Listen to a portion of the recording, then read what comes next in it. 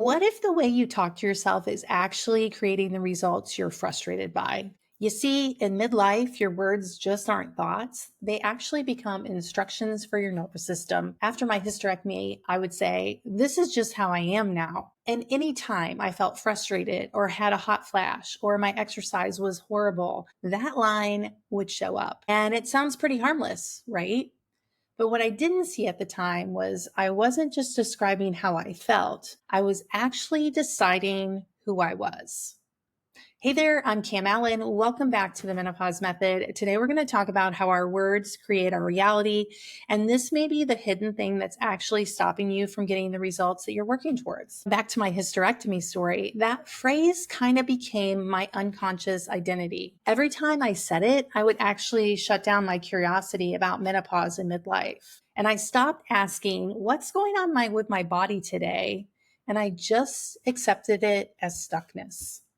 You see, my body wasn't the problem, it was my language. So today we're going to talk about more of my trip to Dallas and NLP. So first of all, what the heck is NLP? It stands for Neuro Linguistic Programming. And it's really about how the language, about how your mind and your body communicate together. Once I started learning about NLP back in December, I was like hooked immediately. I realized this was the dial mover that was going to help me and other women get unstuck and actually get the results that they're working towards.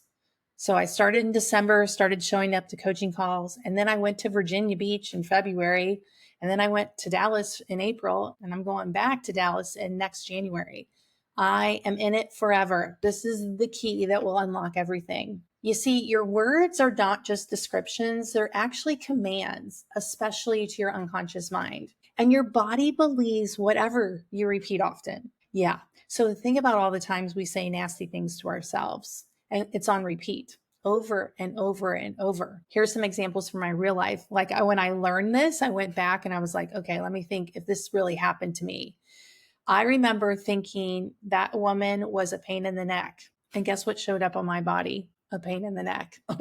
Or this one. I was at a fundraiser for an animal shelter. This was years ago. And we were sitting at a country club at this big fancy tables, and there were more women than seats, which was really weird. And I remember being really annoyed by a one table. She was older and she was from the community, and I didn't vibe with her at all. In fact, I said, she's a pain in the beep. You can fill in the blank. And guess what I developed in my body? Flipping hemorrhoids. I'm not kidding. My body, my words, and my disgust and my whatever frustration at being at this fundraiser for this woman, thinking she was a pain in the booty, I actually created hemorrhoids. I was like, what? When I started looking for examples of how my words created my reality, I was like, oh, yeah, there's something to this. And you see, when it comes to midlife, our identities are already shifting, like our roles, empty nest, maybe you're caring for aging parents, maybe you're having a career shift. I went through a divorce in my 40s. Like all these things are changing.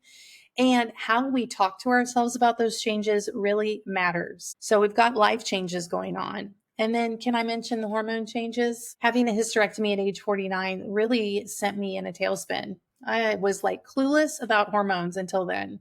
And the last 6 years has been all about learning about hormones and what I can do, lifestyle changes, exercise changes to make this life the best life. Because I decided I wasn't going to be shrivel up and decide this was it and be old. That was not for me. The other thing that happens in midlife was your energy. Have you noticed your energy changes? Some days you have energy and some days you just want to eat chips on the couch. Both are part of midlife. And then there's the body image. Like I noticed I had never carried weight in my belly, and all of a sudden I was carrying more weight in my belly, and I noticed there was more weight in my legs. That is new. Like, where did that come from? And why did that happen overnight? So all these changes are happening. You know this. This is not a surprise. And the stories you tell yourself over and over and over actually become your default setting.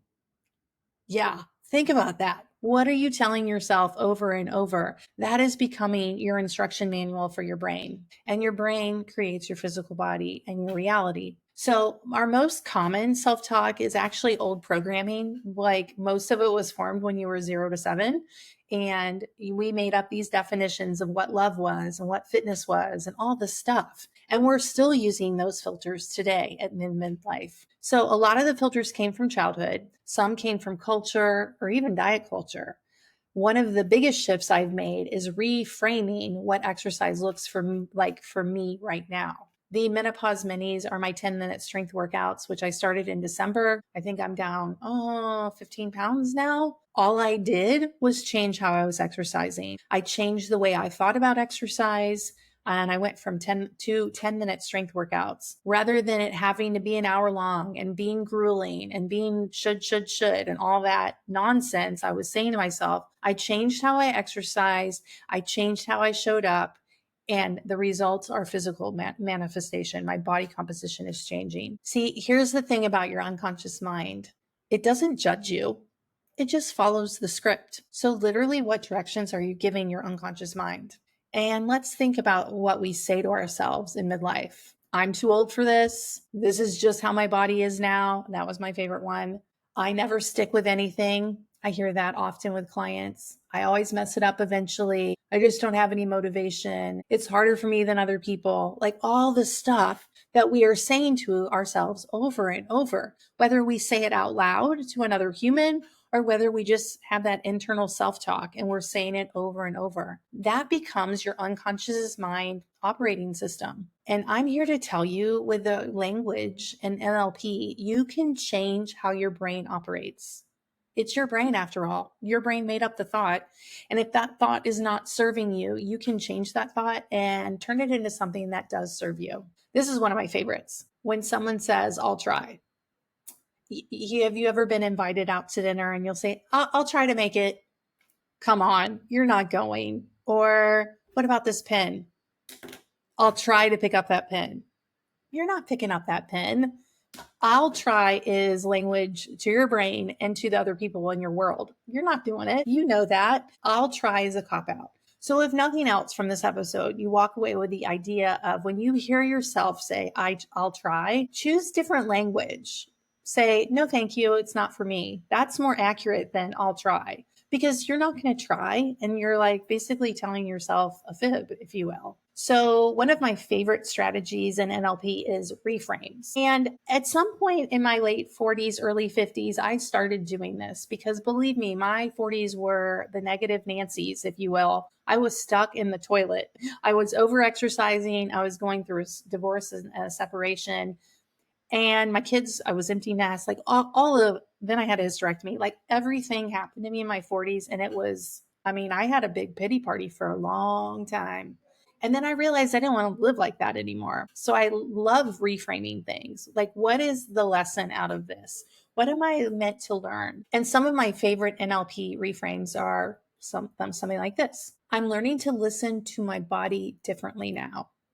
I believe menopause is an invitation to return to yourself and really know and love and appreciate yourself like you haven't since you were a little girl, because you are probably really busy taking care of other people through your 30s and your 40s. Now, menopause midlife is an opportunity to return that energy back to yourself. So now you get to learn about your body. Rather than being frustrated with all the changes, be curious about what's happening. What are you saying to yourself? Here's another reframe for midlife. My body is changing and I'm allowed to adapt with it. Again, I explained through my 40s, I was CrossFit Cam, and I had to be on a puddle in the ground and a puddle of sweat for it to quote unquote count. Menopause me, especially since December, realizes that I am more consistent and I have more energy for my life if I just do 10-minute strength workouts. Now, some days I have more energy. Maybe I'll do 20 minutes or 30 minutes and then take a few days off. But here's the thing. When you are in touch with your body and like how you are feeling, you get to decide what's best for you. You don't have to follow the calendar. Oh, on Monday, Wednesday, Friday. If you didn't sleep on Tuesday night, Wednesday is not going to be a good workout. Are you going to push your cortisol limits too far? Or are you going to say nasty things to yourself when the workout doesn't go as you thought it should? See what I mean? You can change your reality by changing your thoughts. Here's another great reframe for menopause. I'm someone who comes back to herself, even after a detour. Because let's be honest, stuff happens. You're going to want a glass of wine or eat a piece of pie or whatever it is. There's no judgment here. But what the difference is your language back to yourself that I'm going to figure out what I need for myself. So we know that words trigger feelings, and then those feelings trigger behaviors, and those behaviors trigger outcomes. That's how it works. Language affects your hormones, like if you're stressed or not. It affects your cravings, your digestion, and your metabolism. I don't know, a few years ago, I was wearing a continuous glucose monitor. I love experimenting on myself. And I believed I was insulin resistant. I believed that I wasn't processing sugar well. During my 40s, I had an addiction to jelly beans and candy corn, which sounds so gross now, but I was addicted. I would hide it from myself in the console of my car. That's how ridiculous it was. And if I opened the bag, I was going to eat the whole bag. Okay, so I'm pretty sure in my 40s I had problems with sugar because I was eating like a jerk. Fast forward to my 50s, menopause, I was like, okay, I'm going to wear a glucose monitor to see actually how my body is responding to food. I love pizza. I'm not willing to give up pizza. Can I eat pizza and not spike my glucose? Was one of my experiments.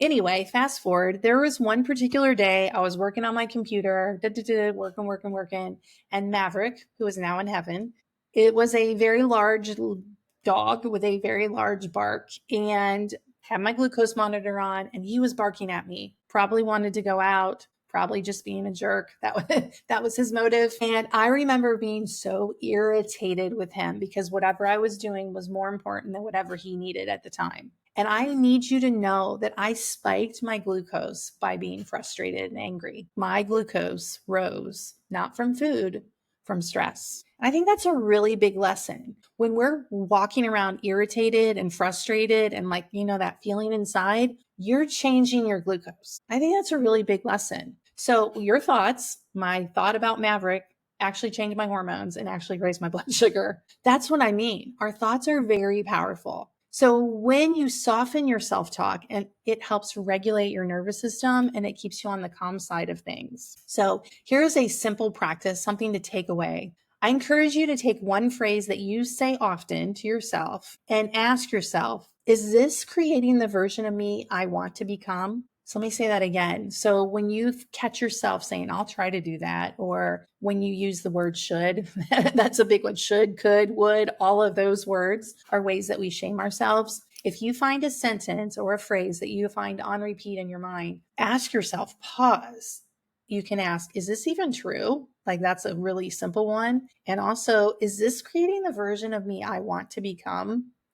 Just stopping and shifting that one phrase this week will change how your brain and your body behaves. You can use words that feel safe and neutral whenever possible, instead of being like fake affirmations. That's not what I'm saying here. I want you to be honest with yourself. That's really important. But use words that feel safe and neutral, that don't have a charge to them. So to sum it all up, your body is listening to what you say to yourself and what you say to other people, and your words matter. Your words actually create your physical body. If you found this episode helpful in any way, reach out to me on Instagram at Hey Mama Cam. Stop over and say hi. I love hearing from you. And also, please follow and subscribe to this channel. That helps me help more women, and that's my whole purpose in life. Okay, so for part 3 of this NLP episode, we're going to talk about self-sabotage and why motivation really isn't the issue here. It's the story underneath the motivation. Again, make sure you hit subscribe. Thanks for being here, and I'll see you next week.